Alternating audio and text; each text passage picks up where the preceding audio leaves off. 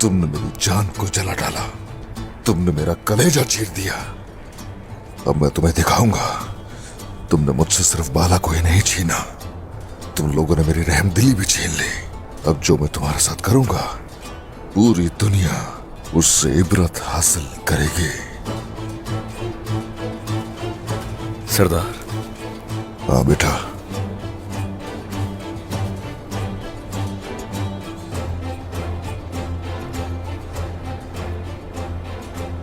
कोई भी रुकावट, कोई भी दीवार हमें वालिदा का इंतकाम लेने से नहीं रोक सकती।